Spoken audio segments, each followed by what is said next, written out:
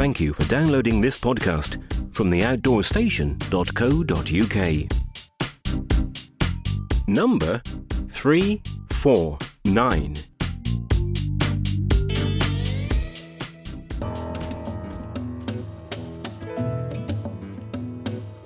Hallo und willkommen bei der Outdoor Show in Friedrichshafen.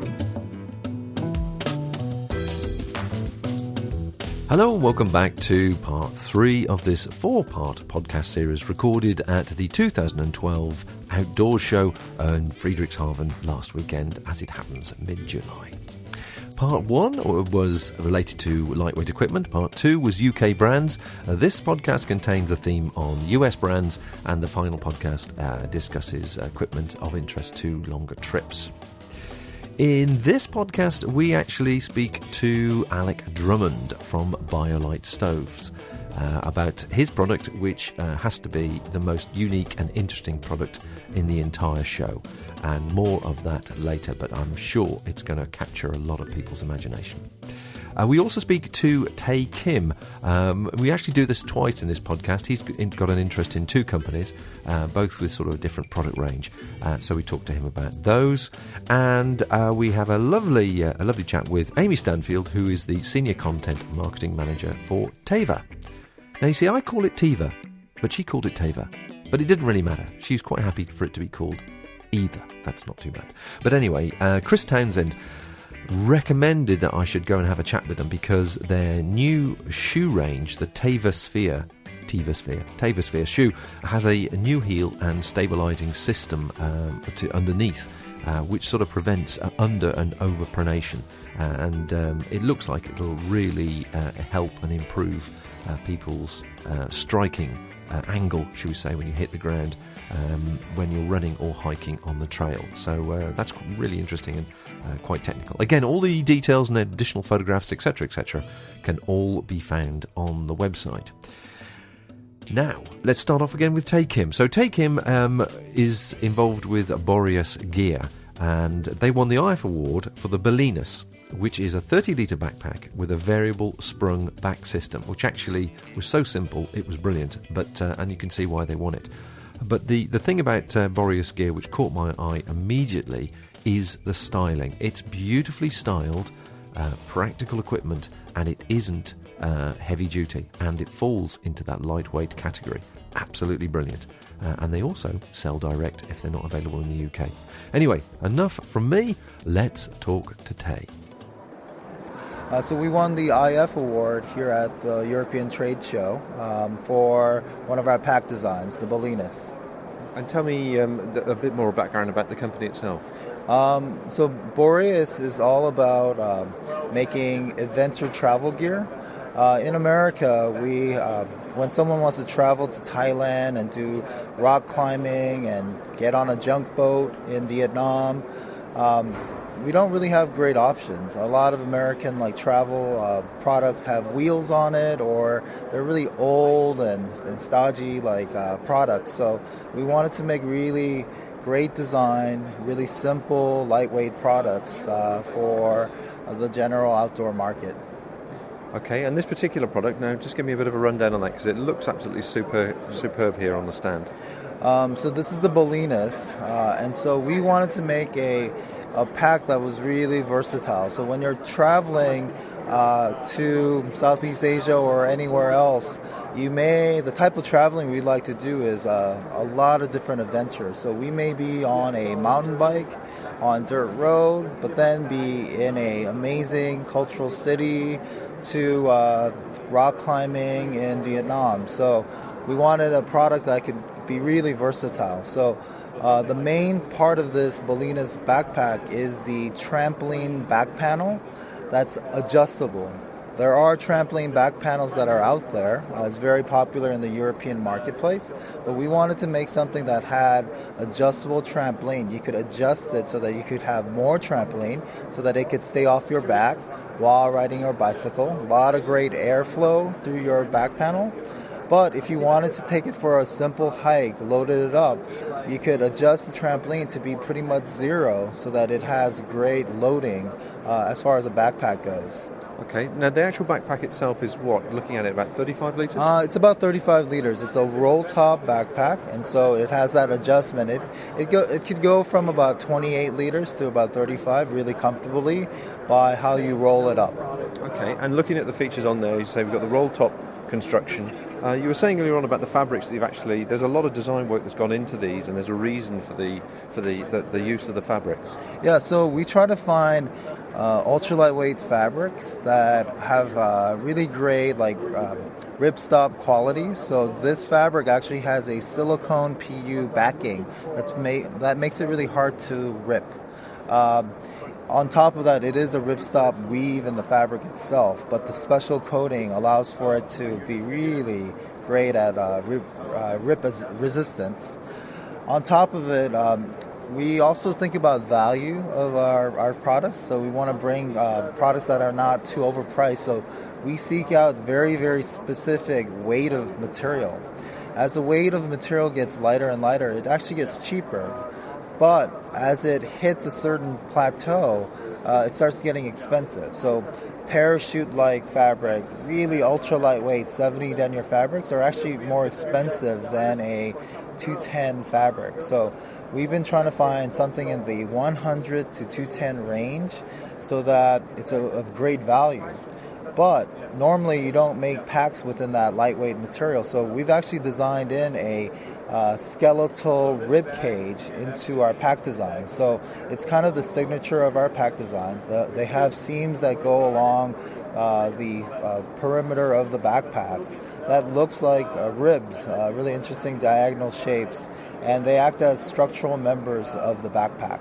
So you were talking, as they say in design world, function and form. Yes, exactly. So we think that when we started design, we're concentrating on the functionality of the stuff, but we also really love great design. So we try to balance everything out and try to make sure that it's super clean. So daisy chains and things like that you would normally find in other backpacks, we try to hide that stuff. We try to, it's still there, but we try to have hidden daisy chains. The Boreas right now has a hidden horizontal daisy chain that you could put lights on or use tool loops and stuff to put hiking, trekking poles and stuff. Yeah, that's nicely recessed, certainly. Yep. And then you've got a side pocket here. Is that a side pocket on both sides? Yeah, so we try to use a lot of stretch materials. So our customers really love stretch pockets, expandable pockets.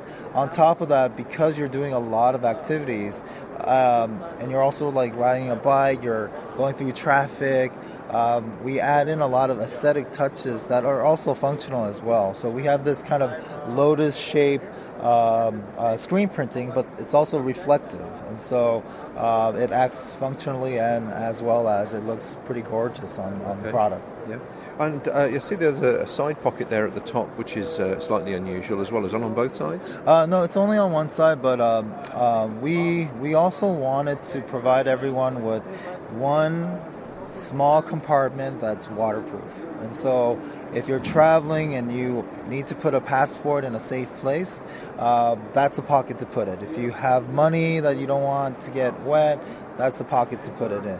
When you're traveling and doing adventures, weather, you don't exactly know what's going to happen. So we want security in the fact that you could have a safe spot to put all your valuables in as far as keeping it from getting soggy. Well, it's a beautifully designed pack. The colours are nice. Certainly the function and the form of it, as packs go, and certainly I've seen quite a few packs over the last few years, and certainly coming to the show. And particularly having that sort of a metal structure there with the adjustable curve in it to allow you more airflow as you wish. Surely the weight of this is going to be the downside? No, it's actually about 1 kilo, and so we've done a lot of great things with the materials. We perforated a lot of the foam so that it takes away the weight, but it also gives ventilation. And so we're really happy with what it comes in as. Yeah. Oh. That's a super pack. We're standing here on the stand and we've got a good 20 or so packs around us, and you've certainly had a lot of interest today from people coming through from all areas, obviously, in Europe. But one particular pack seems to have caught everybody's imagination, and it's certainly caught mine as well. Could you tell me a bit more about this one? Yeah, so I'm holding the Buttermilks 55, and it's one of our most popular products. And so we were really inspired by fast packing, but we also wanted to give you a very comfortable back panel. So we were very much inspired by a Reebok shoe that's out there, the zigzag sole on the Reebok shoe. So we made a really comfortable, thick, lightweight foam back panel that's just really comfortable, great fit. On top of that, we continue what we did with the Bolinas by using perforated foams and hiding a lot of the features to create that same kind of branded Boreas Gear product, along with the ribcage design is also within the fabric, is also consistent. And so together it makes for a really beautiful, a really functional roll top 55-liter backpack. Well, certainly we've been talking about the features of this backpack, so let me see if I can help you to go through it. As you say, it's a roll-top construction with a lash strap that goes over the top for additional security. There's a good neck on the roll-top. It's got a lovely, very, very large, breathable pocket on the front, which is popular with a lot of people anywhere in the world, I'm sure. But that will certainly take a wet tent or clothing that you want to dry as you're walking. On the side, each side has got very, very deep expandable pockets, angled in line with the ribcage feature. And at the bottom of the pockets, you can actually reach from your carrying position and reach back to a water bottle type size hole, or certainly big enough to get the hand in there to pull out a wind shirt or something. It's again, it's very, very. It's beautiful to look at. It's beautifully designed. Now, I take it that zip pocket there, is that your waterproof pocket again? Yeah, it's one of the waterproof pockets in there, and it's a nice size one where you could pretty much keep all your valuables and stuff. Super simple, but much needed in a pack like this. Now, we were discussing earlier on, because it's the back system that you've got here has got a very a detailed foam ridge system and lots of perforations in there. Tell me a bit more about the science and thought that went into that. So back panel foam technology for the last 10 years hasn't really advanced that much. A lot of it has to do with the factories that put these back panels together. A lot of back panels are just perforated, one layer of perforation, and a lot of the backpack companies use that as their ventilation story. But we want to take it to kind of this next level. So our back panel is actually molded in a complex way, perforated with several layers. They're glued together to create this kind of massive zigzag foam channeling. And you glue that all together, die cut it, and put a really durable mesh, open mesh on that. And it creates a really great cushion for your back. It's almost like a king-size bed for your back for carrying. And so, I mean, my concern when I spoke to you initially about it was that because it was foam and there seemed to be an awful lot of it, it would be quite warm. But I can see now from the perforations, as you were explaining, actually there's a lot more ventilation here. Yeah, the reason we molded it in such way was that those ventilation holes actually move air in and out of the chambers, so that as you move, there's a really great flow of air that goes in and out of your back. And so that creates a nice amount of ventilation. Sort of a pumping action. Exactly. We call it kind of the bellows effect. Okay. So. And of course, to finish it off, you've got two very, very generous hip belt pockets, easily capable of taking a reasonable sized camera. Yeah, we really love stretch, and so we found the best, most durable stretch materials to create not only the side pockets but the front pocket that you were talking about. Everyone loves variable kind of compartments, and that stretch really helps out. Yes, you could carry cameras, but you could also carry rain covers, your tools, snacks, everything in those pockets. My specialty, working at the North Face for so long and various other companies in my past history, I'm really good at fit and making fits work for different sizings and stuff. So we paid a lot of attention to what would be a really great fit system. And so for for the buttermilks, we have two sizes. So a large medium one and a medium to small one. And so we do offer women's sizing as well on top of that in two sizings like that. But you'll find that one of those two sizes will be a really great a size for you to try on. Podcasting around the world. Award-winning producers of podcasts to inform, inspire, entertain, and encourage people to enjoy a healthy outdoors lifestyle. We'll be talking to Tae a bit later on about his other interest there, Alite Designs. But of course, if you want to see the photographs and links to the products we were discussing in that interview, then please visit theoutdoorstation.co.uk and you'll find everything there. Amy Stanfield, as I mentioned before, is the marketing manager for Teva. And I had a look at this TevaSphere shoe. It's certainly got a very interesting stabilizing system. So people that have concerns over their foot placement when they're doing either running, walking or hiking and outdoor activities, it's certainly something worth considering. As I say, all the photographs, etc. are on the website. Have a look at that. And there's also a bit of a technical chart as well about the benefits that this particular shoe design will give you. But Amy will tell us more. It's actually ironic. I'm looking at a brief for the TevaSphere shoe, which is a new and exciting technology. I would say it's an evolution from where we've been in the past with barefoot and the barefoot movement, and kind of taking into effect into consideration that our feet aren't naturally barefoot anymore. That we do need some support. And this shoe has been the answer to that. We worked with a couple of doctors to get the technology going, and really excited to launch this shoe to the industry because we think it's going to take shoe technology in a new direction. So really, if I'm correct in my thinking from the way you've described it before, we're talking about the effects of pronation, aren't we, and preventing that to give people a better foot strike. Right. The advantages of barefoot, as we all know, is it allows you a more natural movement, which is something we didn't want to take away. However, we do have, an arch support issue that, can collapse your foot, either supinating or pronating. So the solution with the TevaSphere, it still has the very minimal spherical heel, which you have the point of impact when you hit the ground, and there's a decreased lever arm. So, for example, if I could show you, you would kind of slap down on the ground if you had a traditional squared off shoe. Whereas the TevaSphere allows you to naturally move into your stride and also supports you through your stride with two pods that are underneath your arch of your foot. And I think, although the curved heel is definitely a new thing or a newer thing, it's these two pods which actually look like they're going to make a big difference to the foot strike and the way the foot is placed on the ground. Well, the technology is everything together. It works all in concert together.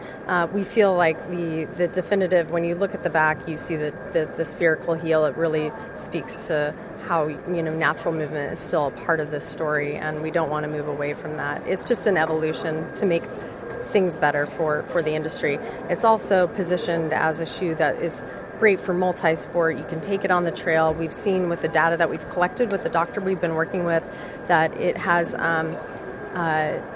decreased deceleration forces. So when you come down on the shoe, it doesn't stop you. It keeps you moving quickly and efficiently through your stride, and then it also has increased acceleration forces, so you're actually moving smoother and faster through your stride. And this works particularly well on inclines and declines. So if you're hiking in natural settings, and that's where our company is from, and that's where we want to keep it. It is definitely runnable. It's a great hiking shoe, multi-sport, whatever you can throw at it. Okay, well, tell me a bit more about the fabric on the upper part of the shoe and obviously the base patterning on the sole. Sure. The style that we're looking at right now is the men's speed version, and it's, as you can see, it looks really fast and lightweight, but it truly is. It has perforated foam and for, breathability and water to get in and out, but it also has mesh on the upper as well to let air and water in and out, but also reinforce the shoe. And then on the toe cap, it has some reinforcement for rocks and other various things you encounter in the natural world. And then there's still quite a bit of foam for support underneath your foot, but still a minimal design so that you can feel and be in a natural movement. And do you have the weights of these shoes to hand? Yes, this men's speed version is 9.4 ounces, so it's really lightweight. You know, if you pick it up, you can feel, but like I said, it still offers the protection that a minimal shoe might not give you on the trail when you're training or out there doing whatever you're doing. And the ladies' version? Is 7.7 ounces, so both very lightweight. So how has the product been received in the marketplace while you've been here? So far, it's been great. The response that I've been a part of, everybody's really excited. Teva's always been, part of innovation. That's where we were born. We took a sandal and we made it into something different. We're always at the cutting edge, and this is just a new evolution of that for us in the closed-toe business. So I think everybody's responding really great to it so far, and we're excited to take our brand to the next level. And I presume, like most people's products here, these will be available springtime next year. Do you have a price point on by any chance? Yeah, it's available this spring, starting in February, and the men's and women's speed version is for €120. You're listening to the outdoorsStation.co.uk. Bringing you more about the outdoors world. Podcasts based solely around self-powered travel. If you walk, run, cycle, paddle, climb, explore or sail, we want to share your adventure, hear your highs and lows, and inspire others to go out and do more. We return to speak now to Tae Kim, who is on the Alite stand, Alite Products, where he's applied his elegant design style to a few other items which would be specifically of interest to outdoors users. On the same stand as Boreas, the other company that Tae also shares an interest in is Alite. And they've got a range of equally interesting products for the lightweight fraternity and social camping. Mm-hmm. In particular, these fantastic collapsible chairs. So let's start with these. Yeah, so I'm holding right now the Mantis chair. So it's the perfect chair for going to the park, music festivals, also car camping. They're really lightweight. They're about 2 kilos, and they're super, super compact. So we call them the ultra lightweight compact furniture series. The Mantis chair has 4 legs, so it's stable, but it's a little bit low to the ground because most music festivals, they don't allow you to have really big, tall chairs. So it's actually lower to the ground, but it's so small and compact that it fits inside of your backpack. Well, certainly, if I could just sort of reiterate those comments, really, that the size of the storage bag is probably the size of a large Nalgene container, to give you an idea of the actual physical size when it's compacted down.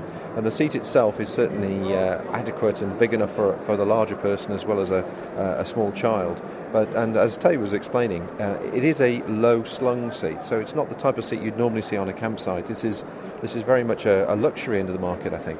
Yeah, it's super comfortable, and yes, definitely when used for camping and stuff, it is a luxury item. The other ones you've got in the range have got slightly different features that sort of all complement each other. So just briefly, cast me over these. This is the smallest one we're looking at now. Yeah, so our most popular chair is called the Monarch chair, and it only has 2 legs because you use your other feet to balance in it. Now, that may sound a little uncomfortable, but you'll find that when you're in our Monarch chair, it is one of the most comfortable outdoor chairs you could be sitting in. It allows you to kind of rock in the chair, and we designed it so that it has 2 legs because you could actually sit on a slope, even a very steep slope, on the side of a hill or a mountain, and we designed it so that you could actually see the sunset go down. What a lovely romantic idea. I'd love to see a sunset sometime. Yeah, exactly. And so, again, it has a really well-patterned sling, so it hugs your body really well. And then we actually use really lightweight tent poles for the leg structure. And they're really easy to take apart and put together and fold down into a really small stuff sack. Well, once again, the stuff sack's about the size of a litre cig bottle, so that gives you an idea of how small and compact it is. And having sat in this chair for the last 2 or 3 minutes while we've been chatting, it is very, very comfortable. I didn't think the extra 2 legs, using my legs as a support, would be practical, but actually you just naturally fall into that position. Yeah, it's that aha moment when people sit in it. They don't initially think that it's going to be comfortable or functional, but when they sit in it, it's that aha moment. And so this is one of our most popular products. We sell in America, we sell about 40,000 of them in a single year. So yeah. Well, you're obviously a man that has a lot of aha moments, because further over onto one side on the stand here, we have an interesting range of monopods, I suppose I could call them. Yeah, this is called a twig pod, and so this came out of a lot of us going hiking and camping together. And if you've ever noticed 2 people going on a hike and they take photos of themselves while hiking, usually only one person shows up because the other person's taking a photo, right? And so we decided to make a monopod that you could actually stake down to the ground, and you could put a point-and-shoot camera on it, and there's also attachments that you could get through other parties that allow you to put an iPhone or a smartphone on top of our tripod. Okay. Now the tripod has got a very small ball head on it, which is you can tighten up, which was the first question I asked Tae, because obviously if you've got an expensive compact camera, you're a bit nervous sometimes about how it's angled. But the actual ball head itself is adjustable. Yeah, it's we made it so that you could take a decent-sized point-and-shoot camera and adjust the tension of it so that it gets really stiff. So you should have the confidence that you could use your point-and-shoot on this product. Also, we gave it a nice swivel head, but also it allows you to go from horizontal to vertical positions of the camera for landscape or portrait. It's also tension. The poles are tensioned in such a way that you could also use it as an extension of your hand and put your camera on top of it as well. Okay. And do they come in these 2 sizes we're looking at here? Yeah, they come in a smaller size called the twig pod, and then we actually make a full-size monopod that can take a DSLR camera as well. If you have any feedback, questions or suggestions, why not drop us a line, either on Facebook or directly to our email address, info@theoutdoorstation.co.uk. Bringing you more about the outdoors world. And once again, don't forget, all the links, photographs, etc., are on theoutdoorstation.co.uk, and you will be wanting to look at the photographs of relating to this next interview. You know, in the press office, when you go to these shows, there's always this little bit of a hubbub. Everybody's listening to each other's conversations just in case they've missed the key product of the show, which was totally unique and should be in their publication. And this was it.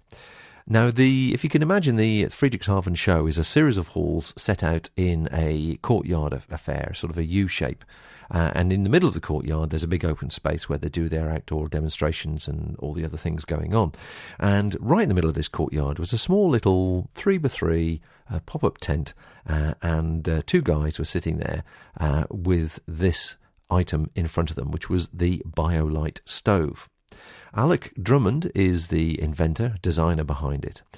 Now, for people who don't know, the Biolite Stove is a wood-burning, it's an organic burning stove, but it incorporates not only fantastic design and the science principle, but it also has a marvellous way of recycling the heat energy, turn it into electricity, which drives the fan and also powers a USB socket.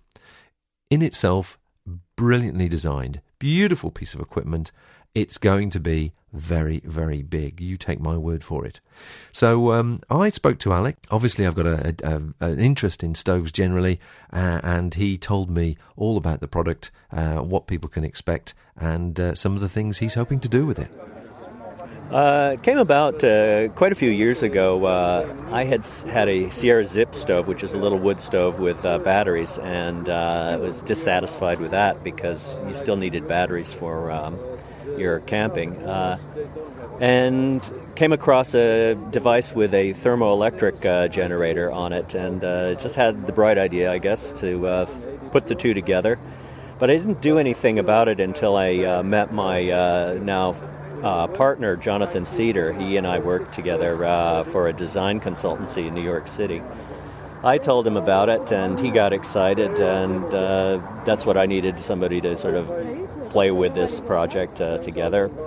Before we go any further, could you just explain for people that don't understand the actual technology behind the idea?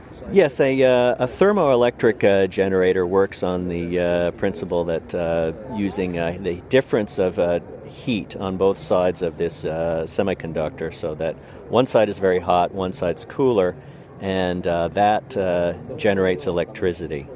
So we placed that between the hot side, the stove, and the cool side, which is a heat sink, the sort of ambient air.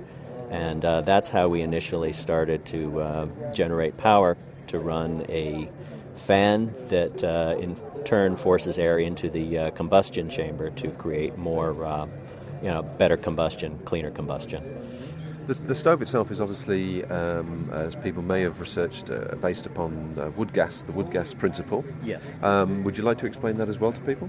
Yeah, it's an old technology. I think the Germans in the Second World War developed it because they were short on petroleum fuel. And wood gas is essentially all the smoke that you see in your campfire. That's actually just unburned gas. And that's if you inject oxygen or air into it and you kind of light that on fire, it will burn very cleanly. So that's what we decided. Not only did we want a stove that could sort of could be self-contained, but also would burn cleaner than a traditional campfire or even most of the traditional wood stoves out that are available. Well, we've been sitting here now for the last 10 or 15 minutes having a chat and certainly watching a couple of these stoves burn, and I'll put the microphone close to one of them so you can hear the fan. And that's with a microphone right next to it, so you can tell that it actually doesn't disturb any sort of conversation you might be having around it. But you've taken it a stage further as well as it being generating the electricity to drive the fan to inject heat into the system efficiently. There's also a USB port. Yes, we discovered that we could create enough surplus power. First of all, we're running the fan, but then there's an extra power coming out of the thermoelectric generator, and that we've worked a circuit so that it will actually charge a cell phone, USB, any USB device within limitations. I think we get computers, iTablets, iPads with some inconsistencies, but generally it will charge your cell phone, your small battery, sort of USB chargeable battery pack, your LED lights, things like that. Camelback now has a USB chargeable UV water filter, and this will charge that as well. So it's a useful accessory, perhaps nothing to, as you say, not as powerful to drive big machinery or big electrical equipment, but certainly most people now have got GPS systems or iPhone-based technology to help them in the outdoors. Right. And this is another way of keeping that topped up without having to take a solar charger, which is great. Now you're saying it unclips. It looks nice together, but it unclips into two separate parts, and I presume the energy, the battery compartment, the technical bit, sits inside the actual cooking area or the burning area. There's a battery inside this to actually get it started when you first start it? Yes, there's a small rechargeable battery in there, and that's just to make it easier to start. It's almost as if you were just beginning a campfire and you were blowing on the tinders to get the flame going, and so that's what it's there for. It just makes the experience a little bit easier. It's got fold-out legs, tripod legs, which actually has got a very, very wide spread on it, which gives it immense stability. You can see that straight away. And you can actually place the pan straight on the top grill support or top rim support. And I gather you're working on a few accessories for that as well. Yes, we have out in the spring, we'll have a grill, which I designed, and that actually has capacity for 4 small hamburgers or 6 hot dogs or a nice piece of steak. And that it works wonderfully. I use the prototype all the time now in lieu of a large grill because it's much quicker to start. You don't have to start the charcoal. You just throw a few sticks in the device and immediately you've got a nice cooking flame. The actual weight of the unit is, I think it was about 1 kilo, we said, It's didn't a we? kilo, yeah. Which possibly doesn't appeal completely to the lightweight fraternity or strict enthusiasts, but I can see this, the combination of what it will do, especially as it will obviously top up your USB connector as well, is a combination of items. The stove, there's the fuel, and there's perhaps a charger. But I'm interested to know... You've brought it to market now. It's taken a while to do so, but it's been out in the market in the US for a while. What sort of people are taking it on board? It's interesting. We're watching this. I think it's what we call the early adapters, people who are really willing to take a chance with this new technology. A lot of excitement. We were a little late in getting this out as we had initially promised, just because of wanting to make sure this thing was done correctly. And it's an interesting group of people. There are campers. There are also people who are interested in emergency preparedness. That's a big, seems to be a large market. There are even the zombie apocalypse hunters. They're also very interested, but it's campers. It's got a wide range of interest from many different people. And then coming over here to the European Fair, which is a different marketplace in itself, have you noticed a specific different range of interests or questions from people towards the product? I'm not entirely, although it was interesting. I was having a conversation with a Swede yesterday who was very excited about it. And I guess this is what some Swedes do, but he says he takes a helicopter up 300 kilometers away from any town and hikes for weeks. And he was very excited about having this because now all of a sudden he's freed of having fuel or needing fuel, and this will charge his devices if he needs it. So finally then, at the moment you haven't got European distribution, so people can get it direct from you in the States. What are we talking? What is the actual price of the unit at the moment? We're selling directly from our company right now. We don't have any retail stores in the U.S. yet. We do.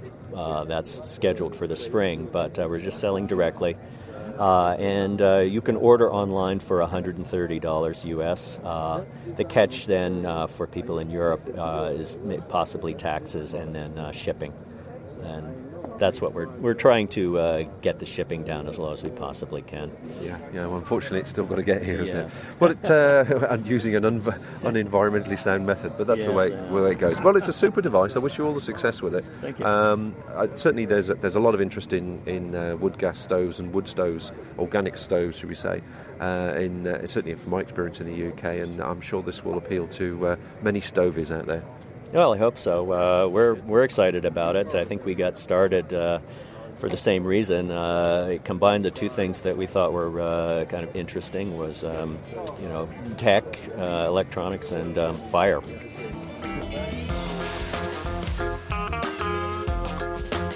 Well, I hope you found that interview as interesting as I did.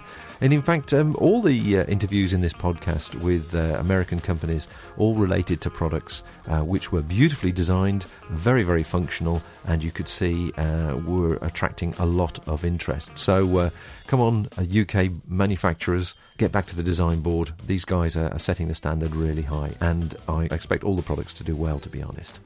So that brings number 3 to the close. Number 4 relates to equipment you might want to use in longer travel trips, hiking trips and so on. And so we'll be back with the final part from Friedrichshafen very soon. Until then, auf Wiedersehen!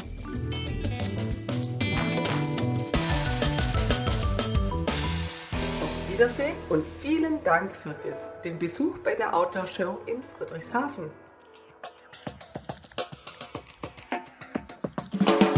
Thank you for listening to this podcast. To hear more from our extensive free library, please visit the website at theoutdoorstation.co.uk. the home of UK-based audio and video podcasts for outdoors people everywhere.